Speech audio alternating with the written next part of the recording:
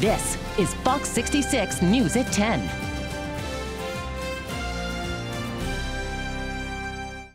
All across the United States and here in Michigan, the opioid epidemic has devastating consequences for thousands, including the most vulnerable, our babies. The Michigan Prescription Drug and Opioid Abuse Task Force noted in their 2015 report that heroin use among women is up 100% in the past 10 years. The task force also noted that the surge in heroin use is leading to an increase in the number of women giving birth to babies with Neonatal Abstinence Syndrome, or NAS, babies born withdrawing from opioids. Between 2000 and 2012, the number of American babies suffering from NAS has increased fivefold. Here in Michigan, MDHHS reported cases doubled between 2010 and 2014. Fox 66 News anchor Sadie Hughes joining us now in the studio to explain how this epidemic is impacting the littlest of lives. Bill, their babies born into a painful reality.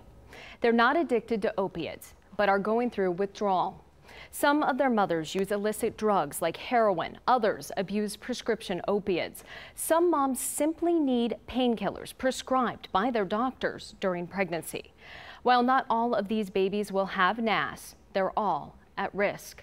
According to the CDC, in the U.S., a NAS baby comes into the world every 25 minutes. One Michigan father shares for the first time the impact this epidemic has had on his life and the life of his daughter, Abigail. It's a story you will only see on Fox 66. Right here. Who's that? That's Abigail Grace Ann Ayers Pavis.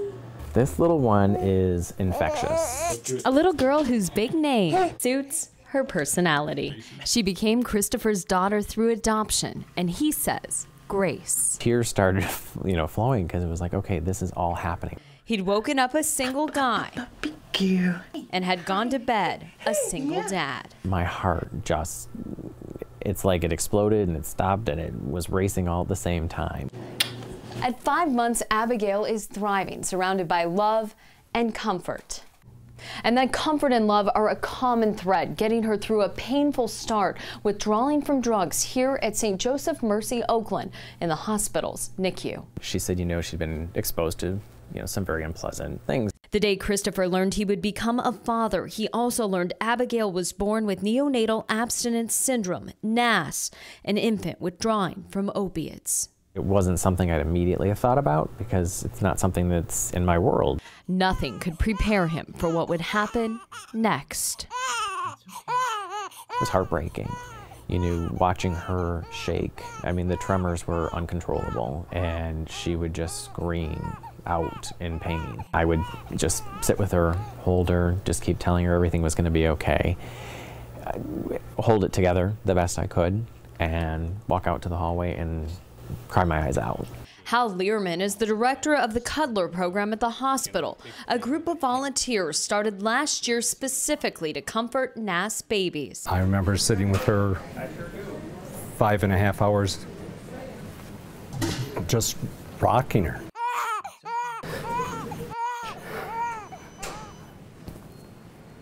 She's a blossoming little girl.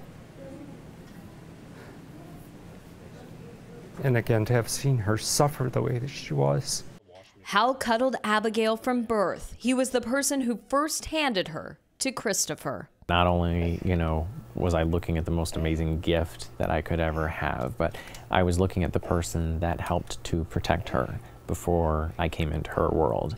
Christopher says Hal, along with an outstanding NICU staff, including neonatologist Amy Martin and nurse practitioner Donna Kelly, are what got him through Abigail's first days. It was very insightful to be able to have, the education that they gave to me. It's really hard to watch a baby go through basically withdrawal symptoms like an adult would have. It's extremely painful. In severe cases, babies have seizures that can cause brain damage. If untreated, some die.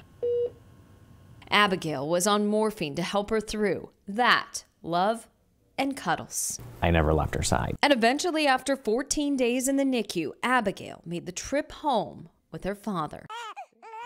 But the fight wasn't over. About 2 more weeks of episodes awaited. She was lucky. Some babies can experience withdrawal for months after leaving the hospital. Thank God we are in an amazing situation where she's doing absolutely spectacular. If in a loving and nurturing home, these babies are beautiful babies like Abigail. They turn out just fine. This is a short-term outcome. And greeting the team members who saved her, Abigail's infectious smile shows she's turned out more than just fine. It was a wonderful, beautiful moment. A baby bringing lives together. You're our success stories. I want her to be very proud of where she came from. I want her to know it from me. I want her to know that she's one of the strongest people out there. A little girl already living up to her great big name. Show them who you are. Say, I'm Abigail Grace. Say yes. I'm such a big girl. I'm such a big girl. Precious, absolutely precious. As difficult as some scenes were in there to accept, are there any long-term effects from this? Now, Dr. Martin says that there are, in fact, some behavioral issues that could happen and developmental delays as well. She also says there's an increased risk of addiction later in life. But she added that if a baby is raised in a loving and nurturing environment, that risk of addiction is decreased. Wow. You have more information and more to share on Abigail and Christopher's journey. I do. Yes, Christopher really wants to help babies like Abigail, and that can start with helping the mothers of these babies. Tomorrow night, we'll explain what mothers can do to help make better outcomes for NAS babies. Thank you, Sadie. She is so precious.